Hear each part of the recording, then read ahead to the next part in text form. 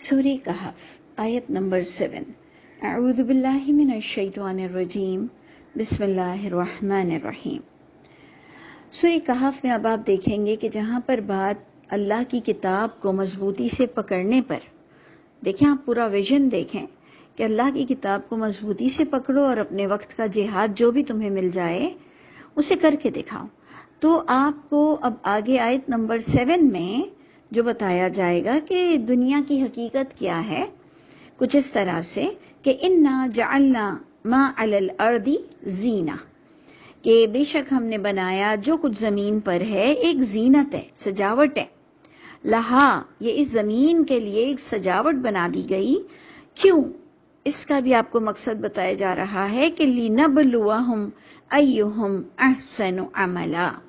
یہی آپ سورہ ملک میں بھی پڑھتے ہیں کہ یہ جو بھی کچھ اللہ تعالیٰ نے بنایا، جو مقصد تھا اللہ تعالیٰ کا کہ اللہ تعالیٰ ہمارا امتحان لیں گے، ہماری لائف میں اپ اینڈ ڈاؤنز آئیں گے، ہمیں اپنی زندگی میں پرکھا جائے گا کہ ہم کتنی قربانی اللہ کے لیے دے سکتے ہیں، اور انشاءاللہ اللہ وہ قربانی نہیں مانگتے کہ بندہ بیک آؤٹ ہو جائے۔ یہ تو ہم ہیں جو جلد بازی میں بیک آؤٹ ہو جائیں، اللہ ہم سب پر رحم اور عافیت کا معاملہ کرے۔ تو ایک مقصد بتایا جا رہا ہے کہ یہ دنیا بھی نیک لوگوں کے لیے سجائی گئی ہے، دنیا بھی نیک لوگوں کو اچھی ملے گی۔ اللہ کی کتاب بتاتی ہے کہ للذین احسنوا فی ہذہ الدنیا حسنہ، جن لوگوں نے نیک کام کیے ہیں ان کے لیے یہ زندگی بھی حسین ہی ہوگی، لیکن پھر بھی آپ کو اور مجھ کو امتحان کی بھی ایک کیفیت بتائی گئی کہ ہم نے جو کچھ زمین پہ رکھا ہے وہ سجاوٹ ہے، اس میں غفلت کا شکار مت ہونا، کھو مت جانا۔ اس زمین کو کمانے کے لیے مقصد ہو کہ اللہ کا کلمہ بلند کرنا ہے۔ اور اب آپ کو پتہ چلے گا کہ کہف والوں کی جو بات آگے آ رہی ہے، جو کہ اس چیپٹر کا نام کہف رکھا گیا، کہ وہ غار والوں نے کیا کام کیا تھا کہ انہیں چھپنا پڑا، انہوں نے کیا ایسا کام کیا تھا جو آپ کو اور مجھ کو اللہ تعالیٰ انہیں ایز اے رول ماڈل بتا رہے ہیں کہ کیا تم نے اپنی زندگی میں کوئی ایسا کام کیا، کیا تمہارا مقصد حیات ایسا کچھ تھا اللہ کا کلمہ بلند کرنا۔ تو یہاں پر بھی آپ کو آیت نمبر 7 میں بھی یہی ملا کہ ہم تمہیں ضرور بضرور پرکھیں گے کہ کون تم میں سے بہترین عمل کرتا ہے رائٹ ٹائم، مطلب صحیح وقت پر صحیح جگہ پر اسے کیا کرنا چاہیے، یہ اللہ نے آپ کو مجھ کو سماعت بصارت دیا۔ پھر آگے اللہ تعالیٰ اس دنیا کی حقیقت پر وہی بتا رہے ہیں کہ بے شک ہم کر دیں گے جو اس زمین پر ہے ہر چیز کو ایک چٹیل میدان ہو جائے گا، یعنی سعیدن جرزا، کہ بالآخر اللہ اسے ایک چٹیل میدان کر دیں گے۔ تو اس دنیا میں کھو مت جانا، جبکہ اسی دنیا میں کلمہ بلند کرنے کے لیے بھی زمین چاہیے۔ اور آپ دیکھیں گے کہ اتفاق سے ہماری دوپہر زوم کی کلاس میں سورہ محمد پھر سورہ فتح یہ دونوں چل رہی تھی کہ کس طرح سے آپ کو بتایا جاتا ہے کہ سر اٹھا کے چلنا ہے، زمین آپ کی ہونی چاہیے، قانون اللہ کا اس زمین پر رائج کرنے کے لیے اللہ نے ہمیں موقع دیا ہے، بس اللہ ہمیں زیادتی کرنے والوں میں سے نہ کرے۔ تو پروردگار فرماتے ہیں کہ ہم اس زمین کو چٹیل میدان کر دیں گے۔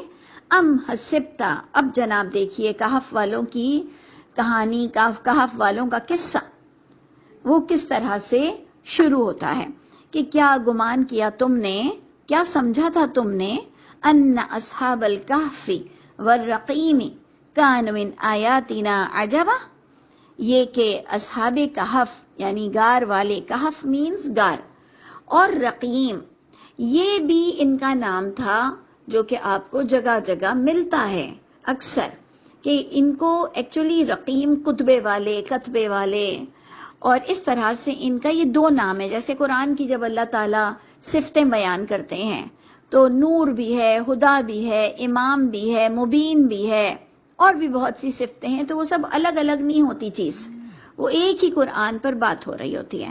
تو اللہ تعالیٰ فرماتے ہیں کہ کیا سمجھتے ہیں لوگ یہ کہ غار والے اور رقیم والے یہ تھے ہماری آیتوں میں سے بڑی عجب نشانیاں۔ تو ہم بھی سوچنے لگ گئے کہ ہاں اللہ تعالیٰ اگر کچھ ایسی ہی بات تھی تو کیا عجب بات تھی، کیا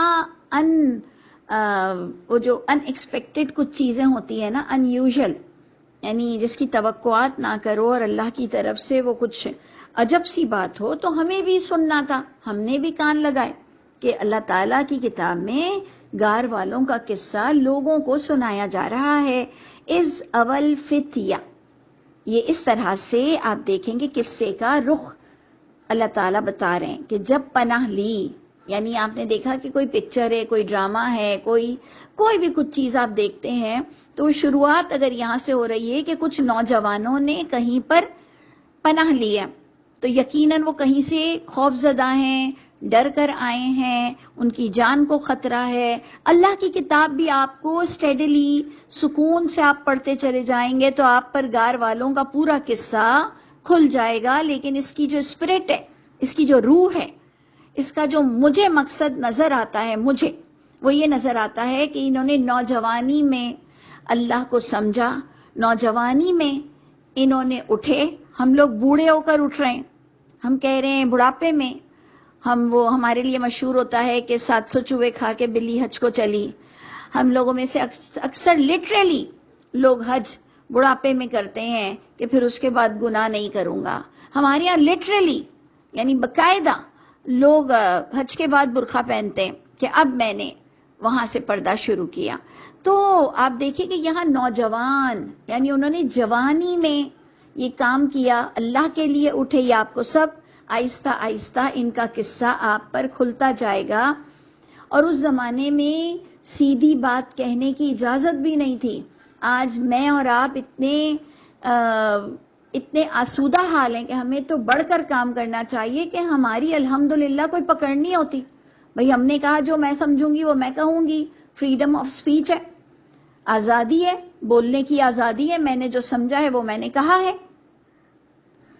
بس ہمیں تھوڑا سا اپنی زبان کا خیال کرنا چاہیے کہ ہمیں کسی کو گالی گلوچ نہیں دینی ہے، لیکن ہمارے پاس آزادی ہے. اس زمانے میں یہ نظر آتا ہے کہ ان کے پاس آزادی نہیں تھی، ان کو چھپنا پڑ گیا. تو ادھر غور کیجئے کہ اللہ تعالیٰ اس قصے کو کس طرح سے انہینس کر رہے ہیں کہ جب پناہ لی نوجوانوں نے کہف کی طرف، غار کی طرف، اور انہوں نے دعا مانگی. پناہ لینے کے بعد دعا مانگی کہ انہوں نے کہا ربنا آتینا من لدنک رحمہ، اللہ تعالیٰ اے ہمارے رب عطا فرمائیے ہمیں اپنے پاس سے رحمت، وَحَيِّ لَنَا مہیا فرمائیے ہمارے لیے من امرنا رشدا، ہمارے کام میں بھلائی. ہم تو اتنے پریکٹیکل ہو گئے ہیں کہ ہم کہہ رہے ہیں کہ اگر ہم اللہ کے لیے کہیں چھپے ہیں تو اللہ تو جانتے ہیں، دعا مانگنے کی کیا ضرورت ہے. اس سے ہمیں پتہ چلا کہ جوانی میں اٹھنا، پھر چھپنا بھی پڑ گیا، یعنی جان کا خطرہ بھی لگ گیا، اور پھر یہ لوگ اللہ سے باتیں بھی کرتے تھے. اور اس سے پتہ چلا دعا بھی مانگنا چاہیے. اگر انسان رائٹ کاز یعنی صحیح مقصد میں بھی نکلا ہے، حق کے مقصد میں بھی نکلا ہے، تب بھی وہ اللہ سے باتیں کرے گا، نہ کہ کہے گا اللہ تو جانتے میں کس مقصد سے نکلا ہوں، مدد کر دے گا میری. باقاعدہ عاجزی، ان کے ساری دعا، ساری چیزیں ان آیتوں سے ثابت ہوتی ہیں. یہ میں اس لیے کہہ رہی ہوں کہ پھر جب ہم حدیثوں کو چھوڑ دیتے ہیں تو لوگوں کو بڑا کمپلین ہے کہ دیکھیں پھر ہمارے بچے بالکل دین کو چھوڑ دیتے ہیں. تو ہم کہتے ہیں دیکھیں بیلنس رہنے والے، توازن برقرار رکھنے والے اللہ کی کتاب سے ہر بات نکال سکتے ہیں. جھوٹ پر تو آپ ویسے بھی نہیں سدھار سکتے ہیں کسی کو. تو اس لیے اللہ کی کتاب میں اتنی روشنی آپ کو ملے گی کہ آپ حیران ہو جائیں گے کہ یہاں پر انہیں چھپنا پڑا.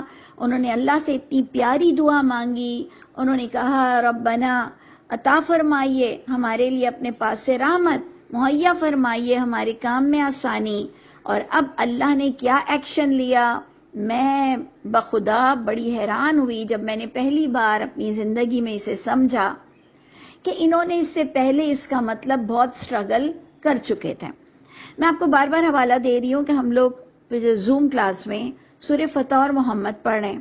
اس میں اللہ نے ایک وقت پر آ کر اپنے نبی کی محنت دیکھی، لوگوں کی محنت دیکھی، پھر ایک وقت پر اللہ نے کامیابی دی. یعنی تھوڑا عرصہ سٹرگل کرنا پڑتا ہے. تو یہ ہمارے لیے ایکچولی ایک نشانیاں ہوتی ہیں کہ ایک وقت پر آ کر اللہ آپ کے لیے دروازے کھول دیں گے، لیکن وہ آپ کو پتہ نہیں چلے گا اب کب ہے وہ وقت. کہیں ایسا نہ ہو کہ وہ دروازے پر فتح کھڑی اور ہم بیک آؤٹ ہو جائیں، ہم بھاگ جائیں اس حق کے راستے سے کہ بھائی اب میں بہت تھک گیا، اب بہت ہو گیا. پتہ چلے کہ کامیابی تو دروازے پر بس دستک دے رہی ہے. تو اس لیے اللہ مجھ پر اور آپ پر رحم فرمائے، عافیت کرے کہ ہم اللہ کے راستے سے کبھی پلٹ نہ جائیں، مرتد نہ ہو جائیں.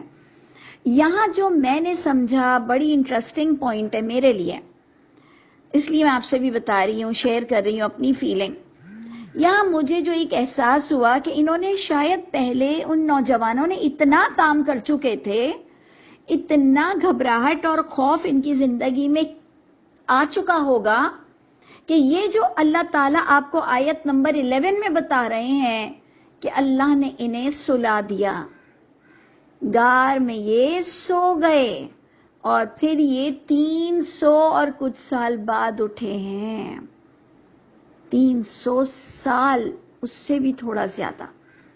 یعنی آپ غور کیجئے کہ یہ ان کی محنت کا آخری دن تھا. انہیں آئیڈیا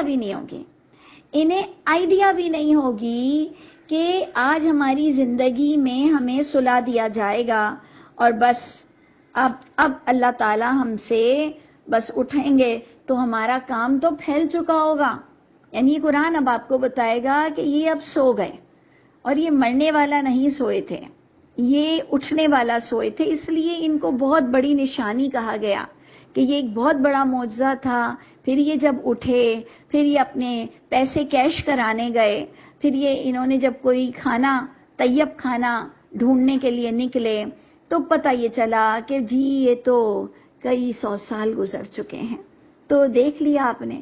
یہاں پر میں اینڈ کرتی ہوں کہ انشاءاللہ اس کو پڑھیں گے، سمجھ کر پڑھیں گے. بہت ہی خوبصورت آیتیں ہیں، لیکن ادھر ایک آیت میں اسپرٹ ہے، ایک آیت میں آپ کے لیے لیسن ہے کہ دیکھیں آپ اور میں کام کریں گے، اللہ تعالیٰ کب ہماری محنت کو ختم کر کے ہمیں سلا دیں گے. ہم سب نے تو مرنا ہی ہے. یہ لوگ تو بڑے معجزات والے اور تھے، اللہ نے انہیں پھر اٹھایا. ہم تو بس اتنا ہی سوچ لیں اب کچھ نہیں تو ہمیں تو مرنا ہی ہے انڈیویجولی. تو آپ نے غور کرنا ہے کہ اللہ نے انہیں غار میں سلا دیا سنین عددا، کہ وہ چند برس گنتی کے تھے، اور اس کے بعد پھر اٹھایا ہم نے ان کو. اور وہ آپ کو برس بھی بتائے جائیں گے کہ کتنے برس تک ان کو سلایا گیا. اور یہ جب اٹھے تو ان کا کام پھیل چکا تھا، جو ہم نے کل بھی شاید پچھلی کلاسز میں بتایا تھا کہ آپ جو پودا اگاتے ہیں، آپ کو اس کی چھاؤں ملے نہ ملے، لیکن آپ کامیاب ہو گئے کیونکہ آپ نے دوسروں کے لیے چھاؤں مہیا کر دی.